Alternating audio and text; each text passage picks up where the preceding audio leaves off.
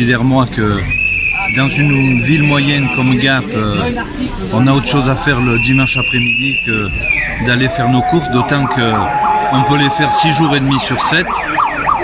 Et en plus que maintenant on s'oriente vers une robotisation qui est complètement aberrante dans la mesure où petit à petit nous supprimons, ces gens-là suppriment des emplois qui ne pourront plus être exercés par les gens qui les exercent, et donc on touche à l'emploi, on déstabilise le commerce local avec déjà les grosses inquiétudes qu'on peut avoir sur l'internet, et ensuite le commerce de proximité du centre-ville avec le mal que nous nous donnons justement pour le stabiliser et faire en sorte que l'équilibre périphérie centre-ville ne soit pas trop détruit.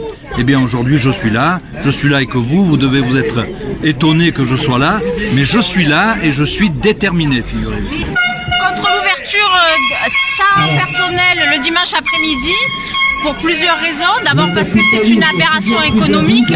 Les gens n'auront pas plus les moyens de faire leurs courses le dimanche que les autres jours.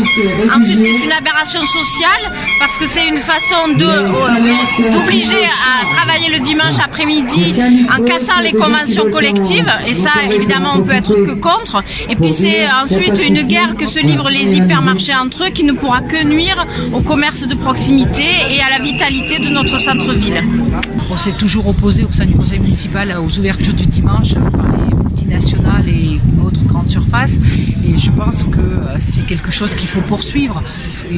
On ne peut pas se permettre de faire des choses comme ça, se priver de personnel alors que les gens sont en grosse difficulté. Aujourd'hui on voit bien que les grandes surfaces, c'est plus ça quoi. Les gens n'ont plus envie d'aller dans les grandes surfaces. C'est pas en ouvrant le dimanche après-midi avec du personnel fantôme qu'on va pouvoir régler ce problème-là, c'est pas vrai.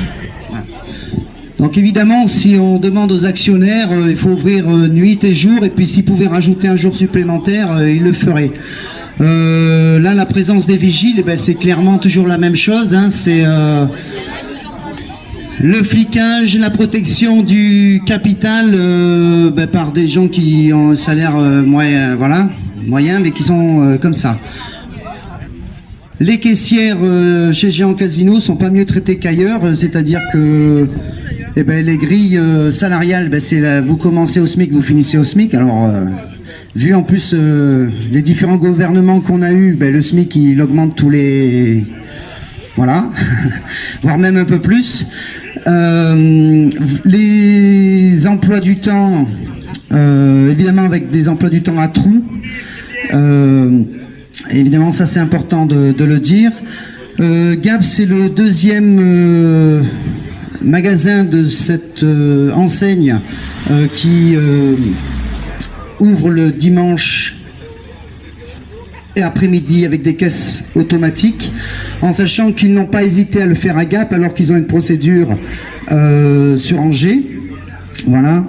Donc il devrait être condamné malgré en fait il y a un petit flou au niveau de la loi où effectivement on doit arrêter de travailler dans l'alimentaire, on va dire à 13h maximum le dimanche. Et donc là, si on met des caisses automatiques, effectivement ces personnels-là ne sont plus susceptibles d'être là. Bon, les vigiles, oui, par contre, eux, ils peuvent travailler nuit et jour pour surveiller le capital, que tout se passe bien. Et il en est pareil pour les entreprises de l'événementiel. Donc, c'est avec ces petites bidouilles qu'effectivement, ils tentent d'ouvrir. Alors, le problème, en fait, il est aussi qui peut venir consommer tout le temps. En fait, il faut quand même avoir du pognon, et s'il n'y a plus personne pour bosser pour avoir du pognon, on peut se demander qui est-ce qui va pouvoir consommer nuit et jour et ainsi de suite. Les actionnaires, eux, oui, forcément, eux, sans rien foutre, ça tombe. Donc il n'y a pas de raison, effectivement, qu'ils s'arrêtent. Voilà. Je laisse volontiers la parole, je la reprendrai volontiers aussi. Oui, donc bonjour à tous et à toutes. On a pu voir dans le journal maintenant, il y a marqué nouveau, le Géant Casino de Gap, ouvert 7 jours sur 7. En toute illégalité. Les commerces de distribution alimentaire, le dimanche, ça doit s'arrêter à 13h. Donc là, par un tour de passe-passe, on essaye de contourner la loi et on fait venir des agents de sécurité, des personnels de l'animation pour faire tourner tout ça. Mais je dois vous dire qu'à partir du moment où ces personnes interviennent, soit pour accueillir, orienter, soit pour dépanner les caisses automatiques qui ne marchent pas toujours aussi bien que ce qu'on voudrait nous faire croire, eh ben ils tombent dans l'illégalité. Et Géant, ils sont très forts, parce que qui c'est qui va être condamné suite, parce qu'il y aura des constatations qui seront faites?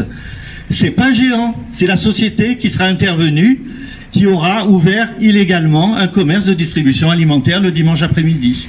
Alors ça, j'espère qu'ils l'ont en tête, parce que ça risque de leur coûter très cher. Voilà. Alors je voudrais aussi saluer la présence de la charmante demoiselle qui est huissier de justice. Hein?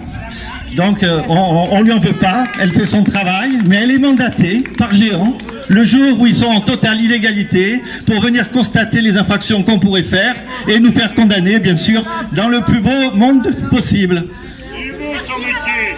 Voilà. Donc aujourd'hui, nous sommes là pour pas laisser faire. Nous sommes là aussi pour dialoguer avec ceux qui auraient la mauvaise idée de venir ici, pour leur expliquer que le dimanche, c'est pour les amis, c'est pour la famille, c'est pour sortir, se vider la tête, et pas pour venir consommer encore plus, pour enrichir encore plus les grands actionnaires qui nous tendent comme pas possible depuis des années. Donc on ne laissera pas faire. Et si on n'arrive pas à les arrêter ce dimanche, on sera là le dimanche suivant, etc. Il y a un référé qui est en cours dans le Maine-et-Loire avec l'inspection du travail. Il va y avoir un jugement qui sera rendu le 17 octobre. Et il y a toutes les chances qu'il soit condamné. Et ça sera que justice. Donc on continue, on lâche rien et on laisse pas faire.